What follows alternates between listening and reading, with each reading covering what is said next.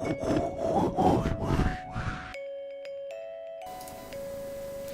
YouTube, another commentary here by OMGABananaLol. This time I'll be showing you Twitch, a nice stealthy champion that's good through early, mid, and late game. So let's start off with some runes. So I like to go flat AD everything, seals, marks, glyphs, quintessences, simply because it gives you 22 flat AD, which is very great. You buy Doran's Blade at the beginning, gives you 10 extra AD, so you start with 32 extra AD. So you start at flat 89 AD at level 1, which is great for ganking junglers, ganking mid, ganking everywhere, which is what you're going to do through the whole game. For my masteries, I like to go 2109, and I will be using the summoner spells Exhaust and Flash, simply because I like Flash since it's overpowered and you can do a great escape in case your gank didn't go as planned. Also, Exhaust is great for people that are trying to run away, lower their mage resist and armor. Let's go through Twitch's abilities. So first of all, his passive is called Deadly Venom. Twitch's attacks infect the target with Deadly Venom, which deals damage each second. It stacks up to 6 times and lasts 8 seconds. Twitch's Q is called Ambush. This is his stealth. After 1.25 seconds, Twitch becomes stealth. After coming out of stealth, he gains bonus attack speed. It obviously depends on how long you were stealth for. The longer you were stealth for, the longer the attack speed bonus lasts for. Twitch's W is called Debilitating Poison. It's an AoE slow. Twitch's E is called Expunge. Pretty much after having stacks of poison, anyone nearby him after pressing E, they will receive bonus damage. The more stacks of poison they have, the more damage they will receive.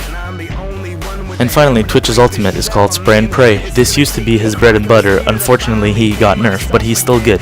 Before, it used to give him lots of attack speed, lots of armor penetration, lots of attack damage, pretty much everything, but it was very overpowered, so they nerfed it. Now, for 5, 6, or 7 shots at level 3, or 12 seconds, he pretty much shoots in a straight line and goes through enemies and gains flat attack damage, which is an okay ultimate, but compared to what it was before, it was way better.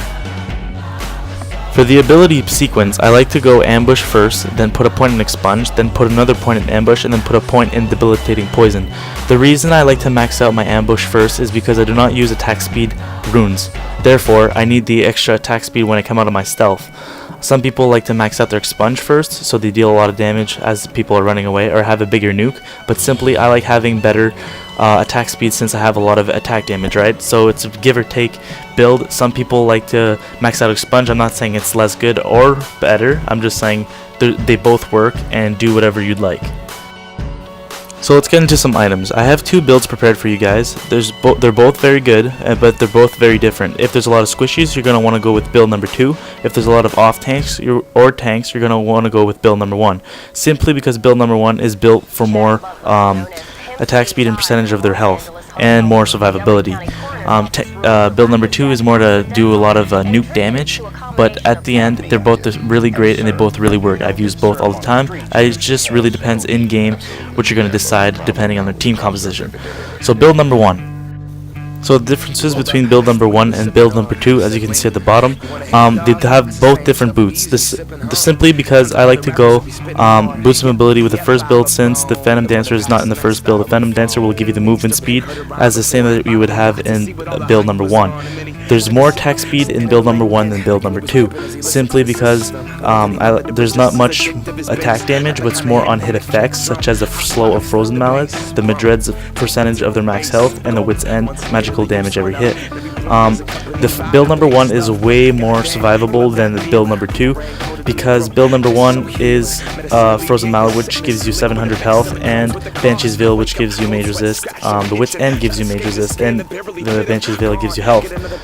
Build number 1 is good against tanks and off tanks, so tank your team, you'll have more survivability and more on hit effects, so we'll do more percentage of the maximum health. And build number 2 is more for squishies, since you're going to be less survivable, but you'll have much more of a bigger nuke. So they're both really good. In game at level 1, you're going to look at their team comp and decide what build you're going to want to go for. In this game, I went for build number 2, simply because there was a lot of squishies on the team. I also got an Oracle since there was an since there was an Akali and there was a Twitch. As you can see, the Akali tried to stealth there, and my Oracle is just like GG. Peace. When playing Twitch, it's important to be very patient and very stealthy and for very long. You always have to look at their MIAs, right? In this game, it was very hard because there was a Twitch that was roaming as well. That's why I got an Oracle, because I didn't want to get ganked by him. Basically here, the Twitch is going to stealth, and he has an Oracle, so he can see me stealth, and I can see him stealth. So basically, I'm trying to look where he is. As you can see, he pops up right here. I'm like, whoop! So I back up a little bit and tell my team to engage. As Twitch, you cannot engage, or else you're going to get piled, unless you go with an off-tank build, which is not recommended, such as Warmogs and Atmas. But then again, it's not recommended, so just get your tank to initiate. So basically right here, I wait till my team initiates. They pretty much line up with my spray and pray.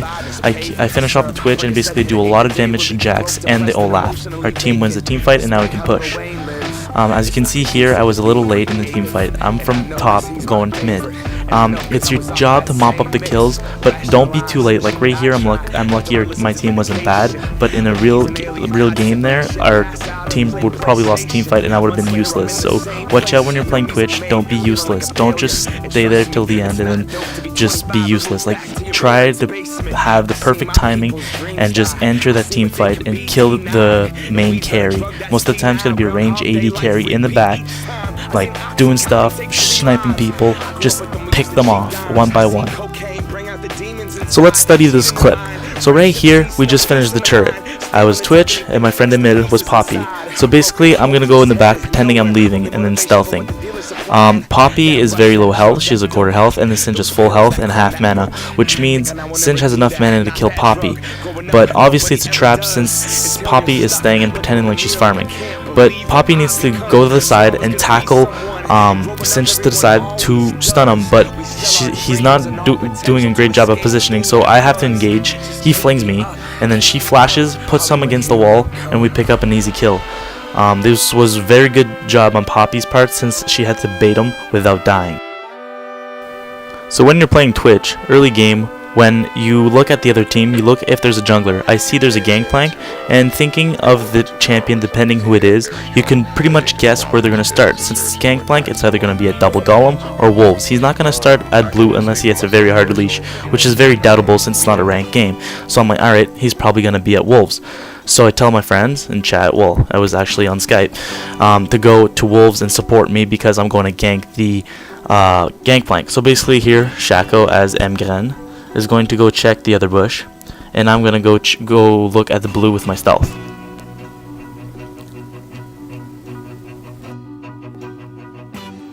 Yesterday, forget it.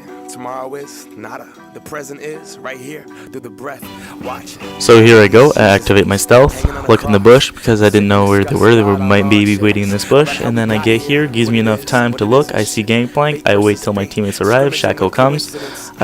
He puts exhaust on. I put exhaust on. There's a fail flash. I last hit. Get first blood, nice 400 bonus gold, right? So basically we're like, alright, so there's a Sphere mid, she seems pretty gankable. So Veigar goes in, pretends it's his lane, well it actually is, but he doesn't know that Shaco and me Twitch are gonna gank her. So pretty much we're just waiting here in the bush. OMG Shaco goes to do a move, and basically he's like, oh no, not yet, Twitch is not ready, and our Veigar isn't ready. Luckily Sivir doesn't see her. And then here goes Push, puts friggin' exhaust. I hit him a few times with my 89 AD, which does a lot of damage. OMG flashes in, gets the final last hit, and we get another kill. So basically we have 2 kills within 2 minutes of the game, which is awesome. So this was OMGABananaLol for Twitch commentary. I hope you liked it. Use either build, like I said, depends on their team composition and works every time.